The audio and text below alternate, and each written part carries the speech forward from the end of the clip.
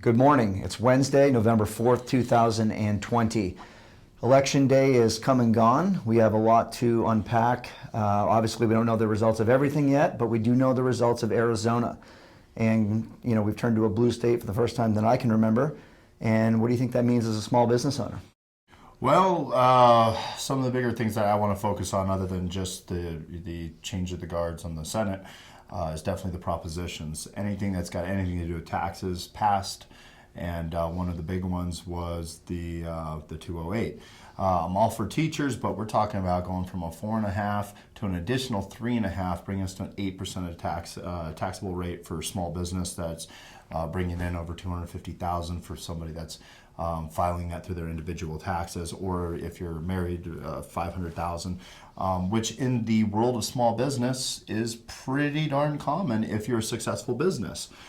So that's going to impact that at the end of the year in a big way. Yeah, it's going to impact a lot of our clients that are small business owners as well. We have clients that own restaurants and stores and all types of businesses around the valley here in Arizona, but also, and yesterday and the last few days, we've seen it. I mean, the anticipation of the direction that things are going in was overwhelming, and we've seen, up until the minute we closed, we had people standing outside the door waiting to get in because they're expecting to see these types of things passed. Could be the same for the country, and we may be looking at that, and it could be looking at a significant increase in a lot of the programs and things of that nature as well. Let me add to that. The people that were coming in here were still, as we talked to them, we're still very optimistic about Trump keeping the White House. And a lot of none of them thought Arizona would flip to blue. Right. So, I mean, now, today, I'm anticipating that we're going to have a heck of a lot more people calling in, looking for inventory, because, the social programs are going to cost big. That's going to create more money creation, as we know, as we talk about. So we're not only going to get it through the public by taxation, but we're also going to get it by inflation. And, sky's the limit to where these metal prices can go in the next 5 to 10 years. Yeah, no question. And then the privacy is something that we've been asked about more than anything over the last couple of months. It's just been, how can I privatize my wealth more? And obviously there's things that we can do to help people structure that so that they can get into a better position to make sure that their business is more their business.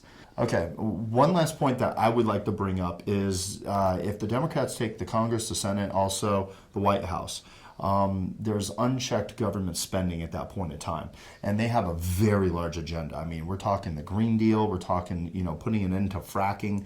And then on top of that, health care for all. It doesn't matter if you're a citizen, if you're not a citizen, same thing with the education, open borders, all types of very robust and very expensive policies that really will have no check on the other side saying, no, we want to slow this down. So at that point in time, you're going to get it from one of two ways: taxation or inflation. Yeah. And we've seen how it's gone up until this point in time, and I just don't see gold being anything other than a commodity that's just going to continue to rise just purely based off of that fact. And that's exactly why we've had such robust interest over the last several weeks leading up until this week, which has just been off the chain. So if you have any questions or comments, please send them our way. We'll see you again next week.